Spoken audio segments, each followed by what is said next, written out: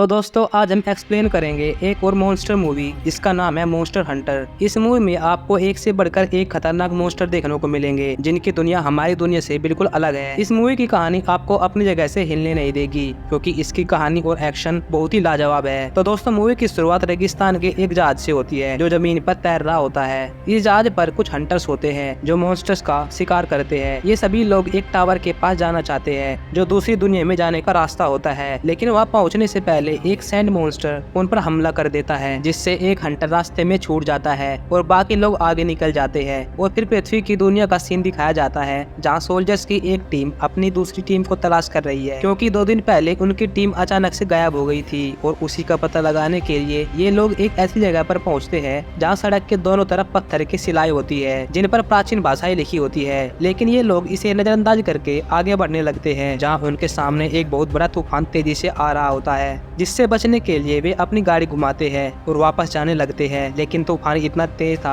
कि उन्हें अपनी चपेट में ले लेता है और फिर तूफान के अंदर बिजली कड़कड़ाने लगती है जो दूसरी दुनिया में जाने का रास्ता बनाती है। और फिर ये लोग टाइम ट्रेवल करके दूसरी दुनिया में पहुंच जाते हैं जहाँ आर्टेमिस नाम की एक सोल्जर्स को कुछ विजन्स दिखते हैं जिसमें वह टावर और कुछ प्राचीन भाषाएं थी। और फिर जब उन्हें होश आता है तो वे अपने चारों तरफ सफेद रेगिस्तान को देखते हैं जहाँ दूर दूर तक कोई नहीं होता। और फिर थोड़ी दूर जाने पर उनकी दूसरी टीम की गाड़ियां मिलती है जहाँ कुछ बुलेट्स भी मिलती है, यानी उनकी टीम पर हमला हुआ था। मगर हैरानी की बात यह थी कि उनकी डेड बॉडी वहाँ पर मौजूद नहीं थी। इसके बाद आर्टेमिस और उसके सोल्जर्स आगे बढ़ने लगते हैं जहाँ एक आदमी उन पर नजर रख रहा होता है जो कि एक हंटर होता है। वह इनकी मदद करने के लिए एक तीर से इशारा करता है मगर उल्टा वे उस पर हमला करने लगते हैं। और फिर तभी एक मॉन्स्टर जमीन के अंदर से उनकी तरफ बढ़ने लगता है। पीछे हटते हुए सभी सोल्जर्स मशीन गन से उस पर हमला करते हैं मगर वह मॉन्स्टर इतना खतरनाक होता है कि बमों से भी उस पर कोई असर नहीं होता। और फिर वह मॉन्स्टर कई सोल्जर्स को मार देता है और बाकी बचे सोल्जर्स चट्टानों के अंदर घुस जाते हैं जहाँ कुछ बड़ी मकड़ियाँ उन पर हमला कर देती है। और वह हंटर उन्हें बचाने के लिए तीरों से मकड़ियों पर हमला करता है मगर इसके बावजूद वह मकड़ियाँ एक एक करके सभी को मार देती है।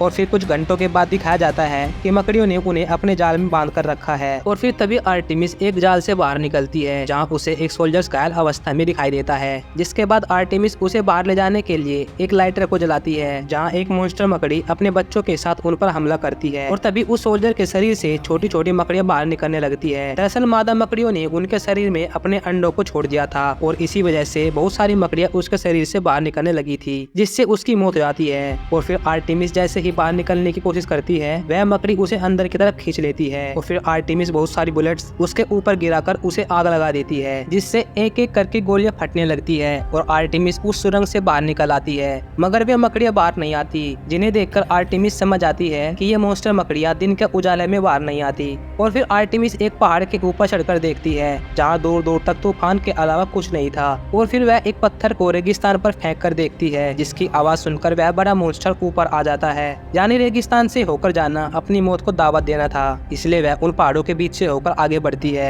जहाँ सामने उसे बहुत सारे टूटे हुए जहाज मिलते हैं जिनमें से एक जहाज मूवी की शुरुआत में भी दिखाया गया था जिसमें से एक हंटर पीछे छूट गया था। और वह हंटर कोई और नहीं बल्कि वही होता है जिसने इनकी जान बचाने की कोशिश की थी। और फिर हम आर्टेमिस को देखते हैं जो पानी की तलाश में इधर उधर भटक रही होती है मगर उसे रेत के अलावा वहाँ कुछ नहीं मिलता। और फिर आर्टेमिस को एहसास होता है कि कोई उसका पीछा कर रहा है और तभी हंटर पीछे से आकर उसे सरेंडर करने के लिए कहता है मगर आर्टेमिस उसकी भाषा को नहीं समझ पाती जिसके बाद वह उस पर हमला करने लगती है। और फिर बहुत देर तक लड़ने के बाद हंटर उसके हाथों को बांधकर एक सुरक्षित जगह पर लेकर जाता है। इसके बाद रात हो जाती है और हम देखते हैं कि मकड़ियाँ अपनी सुरंगों से बाहर निकल आई है और उनके ठिकानों पर हमला करती है मगर वे मकड़ियाँ चट्टान के अंदर नहीं पहुँच पाती। और फिर इस तरह सुबह हो जाती है जहाँ आर्टेमिस अपनी जगह पर नहीं होती।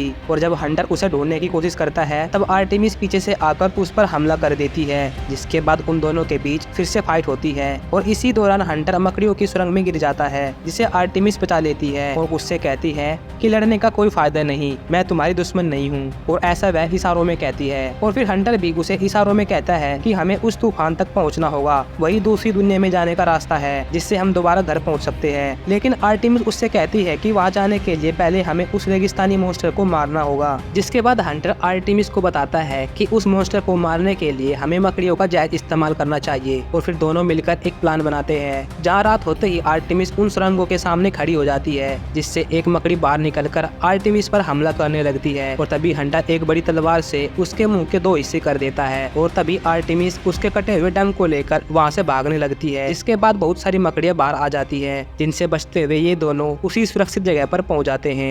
इसके बाद हंटर किसी प्राचीन देवता की पूजा करता है और फिर एक खंजर से उस मकड़ी के डंक से जहर निकालता है, जिसके बाद उस डंक को एक तीर से बांध देता है और फिर दोनों एक दूसरे को अपनी फाइटिंग स्किल सिखाते हैं। जहाँ हंटर आर्टेमिस को तलवार चलाना सिखाता है, जिन्हें एक साथ मिलाने से चिंगारियां निकलती है, जो एक खास तरह की कला होती है। और फिर इसी तरह प्रैक्टिस करने के बाद वे दोनों उस मॉन्स्टर के लिए जाल बिछाते हैं। वे दूसरी साइड से एक खाली ड्रम को जमीन के ऊपर फेंकते हैं, जिसकी आवाज सुनकर वह मॉन्स्टर उसी तरफ दौड़ने लगता है और उन दोनों को वहाँ से भागने का समय मिल जाता है। लेकिन मॉन्स्टर उनकी चाल समझ जाता है और वापस उनकी तरफ बढ़ने लगता है। इसके बाद आर्टेमिस अपनी मिलिट्री कार के पास जाती है और दूसरी तरफ हंटर उस मॉन्स्टर की आंख में उसी जहरीले डंक से हमला करता है, जिससे सफेद रंग का पदार्थ मॉन्स्टर की आंखों में चिपक जाता है, जिससे उसे ठीक तरह से दिखाई नहीं देता। और फिर आर्टेमिस एक मशीन गन से उस पर अटैक करती है, मगर इसके बावजूद वह मॉन्स्टर आर्टेमिस की तरफ बढ़ने लगता है। लेकिन आर्टेमिस तुरंत दूसरे मिसाइल लॉन्चर से उस पर निशाना लगाती है, जिसके बाद भी उस मॉन्स्टर को कुछ नहीं होता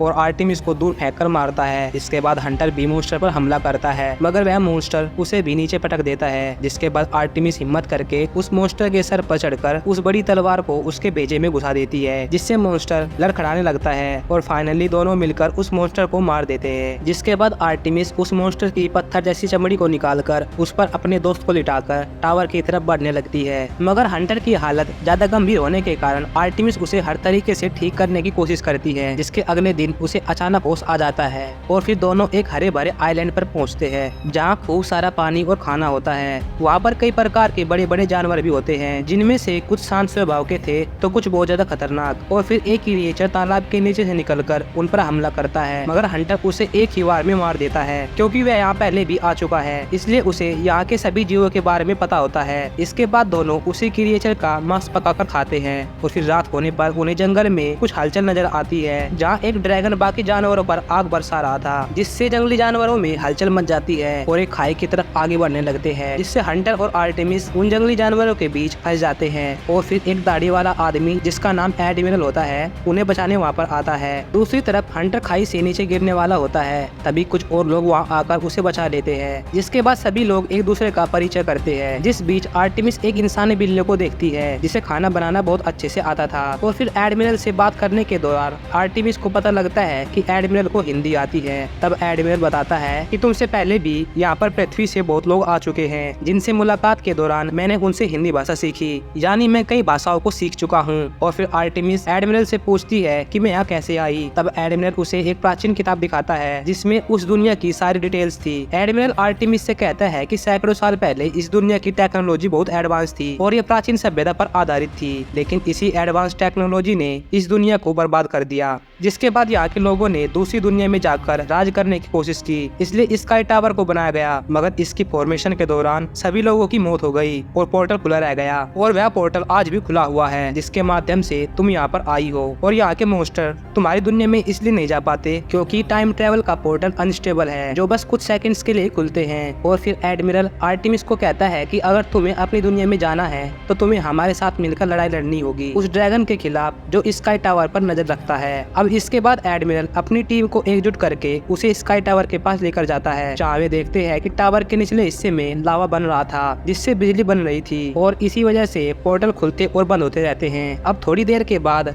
थेलोस नाम का एक ड्रैगन आ जाता है, जिससे सभी लोग अलग अलग हो जाते हैं ताकि वे चारों तरफ से उस ड्रैगन पर हमला कर सके। और फिर तभी रेथेलोस ड्रैगन उनके दो साथियों को अपनी आग से मार देता है, जिसके बाद एडमिरल और उसके सभी हंटर ड्रैगन का मुकाबला करते हैं। कोई ड्रैगन पर तीर चलाता है तो कोई तलवार से हमला करता है, मगर इन सब से कुछ नहीं होने वाला था। देखते ही देखते वह ड्रैगन उन सबको घायल कर देता है और आर्टेमिस पर आग से हमला करता है, जिससे आर्टेमिस उस पोर्टल में गिर जाती है, जिससे वह अपनी दुनिया में वापस चली जाती है। और जब उसे होश आता है तो वह देखती है कि कई दिनों से लापता टीम को खोजने के लिए रेस्क्यू मिशन चलाया जा रहा है। और फिर मिलिट्री सोल्जर्स उसे फर्स्ट एड देकर उससे कुछ इन्फॉर्मेशन लेते हैं, मगर जब तक वह कुछ बता पाती तब तक वह ड्रैगन उसका पीछा करते हुए इंसानों की दुनिया में आ जाता है। दरअसल वो पोर्टल भी खुला रह गया था, इसलिए वह आर्टेमिस के पीछे पीछे ही इस दुनिया में आ गया था। और फिर रेथेलोस उनके जहाज पर बैठकर उसे चकनाचूर कर देता है। इसके बाद सोल्जर्स टैंक पर सवार होकर उस ड्रैगन को मारने की कोशिश करते हैं, मगर ड्रैगन अपनी आग से सबको मार देता है और उनके टैंक्स और फाइटर प्लेन्स को नस्ता नाबूद कर देता है। जिसके बाद आर्टेमिस कुछ हथियारों को इकट्ठा करके उसके ऊपर एक खंजर से हमला करती है, जिससे ड्रैगन का एक पंख घायल हो जाता है और फिर एक और रॉकेट को उसके मुंह के अंदर फायर कर देती है, जिससे उसके गले के अंदर आग लग जाती है और वह ड्रैगन वहीं पर धराशायी हो जाता है। अब आर्टेमिस को लगता है कि उसने अकेले उस ड्रैगन को मार दिया है और तभी वह ड्रैगन फिर से खड़ा होता है और आर्टेमिस के ऊपर हमला करके उसे मारने ही वाला होता है कि तभी हंटर वहां आकर ड्रैगन के कमजोर हिस्सों पर निशाना लगाता है, क्योंकि एडमिरल ने उन्हें किताब के जरिए बताया था कि ड्रैगन तब ज्यादा कमजोर होता है जब वह आग उगलने वाला होता है और इसी दौरान उस पर हथियारों से हमला करना चाहिए। और फिर हंटर द्वारा छोड़े गए तीर में लगे 3 रॉकेट्स उसके गले के अंदर फट जाते हैं और एथेलोस का अंत हो जाता है। इसके बाद सभी लोग बहुत खुश होते हैं, उन्हें लगता है कि मुसीबत खत्म हो चुकी है। मगर तभी फिर से एक भयंकर तूफान आता है, जिससे वह पोर्टल अभी भी खुला हुआ था और स्काई टावर के ऊपर से एक और महाशक्तिशाली ड्रैगन आता है, जिसे हराना लगभग नामुमकिन था। और फिर इसी दौरान आर्टेमिस एडमिरल से कहती है कि उस पोर्टल को हमें बंद करना होगा और फिर इसके बाद सभी हंटर्स उस महाशक्तिशाली ड्रैगन का मुकाबला करते हैं और इसी के साथ ही मूवी यहीं पर खत्म हो जाती है। तो दोस्तों ये था इस मूवी का फुल एक्सप्लेनेशन। अगर आपको हमारे वीडियो अच्छे लगे तो प्लीज वीडियो को लाइक और चैनल को सब्सक्राइब